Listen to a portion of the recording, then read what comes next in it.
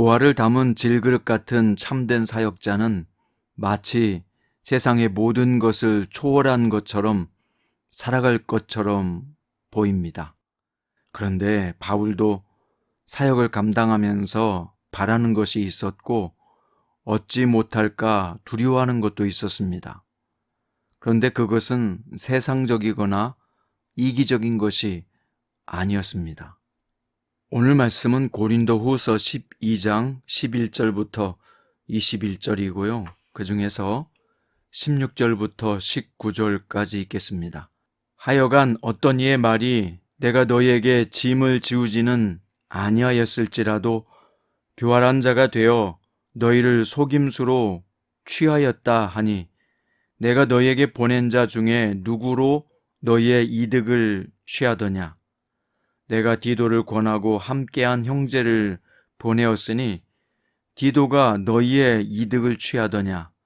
우리가 동일한 성령으로 행하지 아니하더냐? 동일한 보조로 하지 아니하더냐?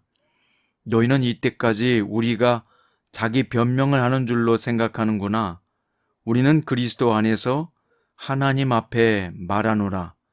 사랑하는 자들아, 이 모든 것은 너희의 덕을 세우기 위함이니라. 아멘. 오늘 말씀의 제목은 참된 사역자의 마음입니다.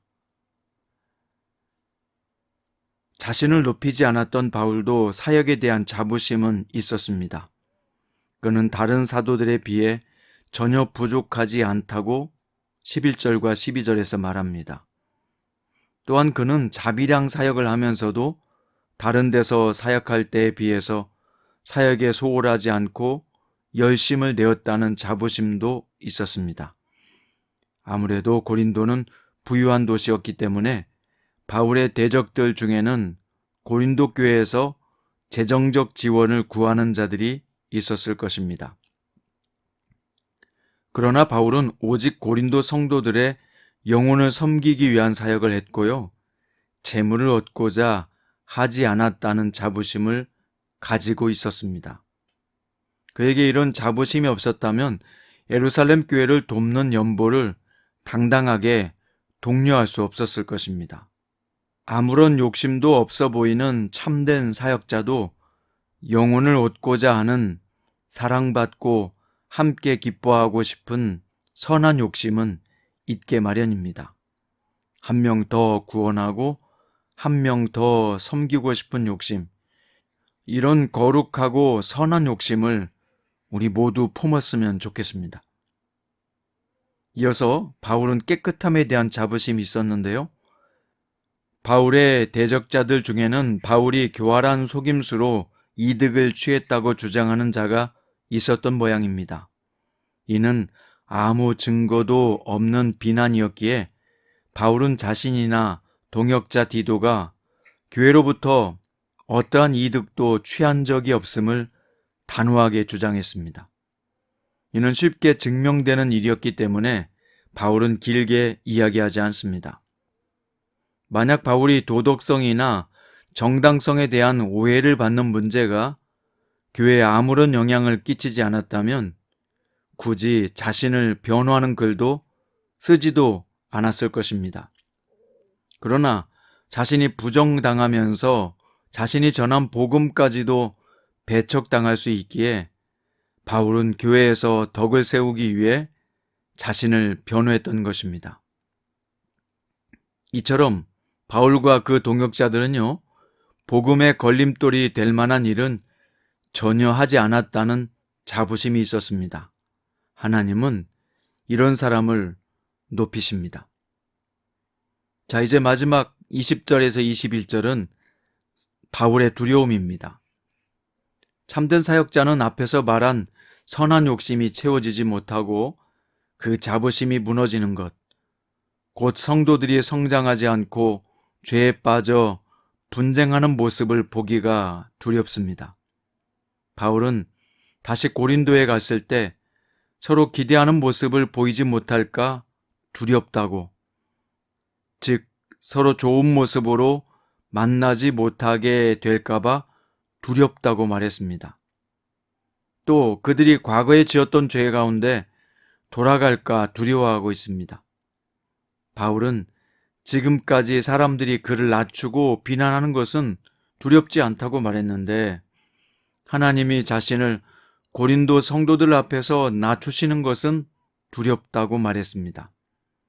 이것은 하나님이 그를 책망하시는 것을 의미하는 거지요. 이처럼 바울은 오직 하나님 앞에서 성도들을 향한 사랑을 가지고 교회를 섬기고자 했습니다. 성도는 이런 진실한 마음으로 서로 섬겨야 할 것입니다. 오늘은 신원규 저자의 거꾸로 오르는 사다리라는 책의 내용의 일부를 읽어드리겠습니다. 교회가 작아지고 난 뒤 자유함을 찾은 사람은 나뿐이 아니었다. 거의 10년간 교회 건축과 사역을 감당하느라 지쳐있던 성도들의 삶에도 새로운 영적 부흥과 삶의 재건이 시작되었다. 그중 한 사람인 나의 딸 에스더는 교회 일로 중단했던 학원을 다시 오픈했다. 사실 기독교 학교를 설립하고 운영하면서 상처를 많이 받은 탓에 다시는 교육사업은 생각도 하지 않겠다던 에스더였다. 그러나 에스더는 원래 교육사업에 관심이 많았고 능력도 많았다. 내가 무리하게 추진한 일로 인해 좋아하던 일도 싫어하게 된 것이다. 그런데 에스더가 다시 기독교 가치관을 바탕으로 하는 학원 사업을 하기로 마음먹은 것은 단순히 아버지가 실패한 일을 내가 성공시키겠다는 인간적인 의리나 용기 때문이 아니었다. 아버지, 교육사업은 하나님의 부르심인 것 같아요. 에스더는 시간이 지나면서 뜻밖의 사실을 발견했다고 한다. 당국과 까다로운 협의 과정을 거쳐야 한다. 그런데 그 일이 에스더에겐 전혀 힘들지 않았다. 나와 함께 불같은 폭풍을 뚫고 가면서 이미 그들을 상대해 본 경험이 있었기 때문이다. 그래서 시 직원을 상대할 때 오히려 여유가 만만했다.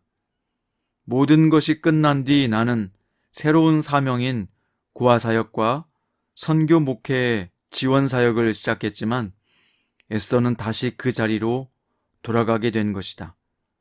그때는 너무 마음이 아프고 힘이 들었지만 내가 힘겹게 갔던 그 길을 에스더는 평탄하게 아주 쉽게 달려가고 있다. 그때 나는 전쟁을 하면서 그 땅으로 들어가려고 했다면 에스더는 피 한 방울 흘리지 않고 그 영역으로 들어가고 있는 셈이다. 그 모습을 보면서 나는 그저 주님의 예비하심과 일하심에 할 말을 잃고 있다. 그렇습니다. 목회자만 하나님 앞에 부름받은 것이 아니라 이렇게 학원 선교를 하는 에스더도 하나님의 부르심을 받은 것입니다. 성도인 여러분도 하나님의 부르심을 받은 것입니다. 그러므로 우리는 각자 자신의 자리에서 하나님을 섬겨야 되는 사역자들인 것입니다. 교회만 사역하는 사역의 장소가 아닙니다. 가정도 역시 우리가 사역해야 될 중요한 사역의 현장입니다.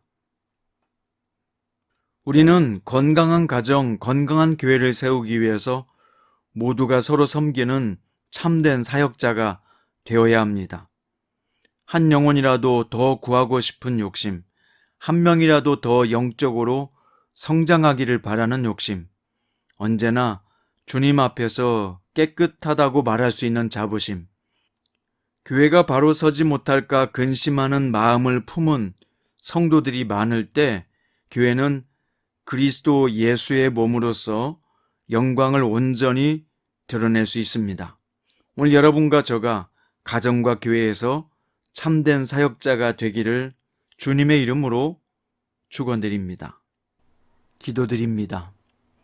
사랑하는 주님, 우리도 사도 바울의 진실한 마음으로 가정과 교회를 섬기게 하여 주옵소서. 우리를 통해서 진정한 건강한 가정과 교회가 세워지는 축복이 있게 하소서.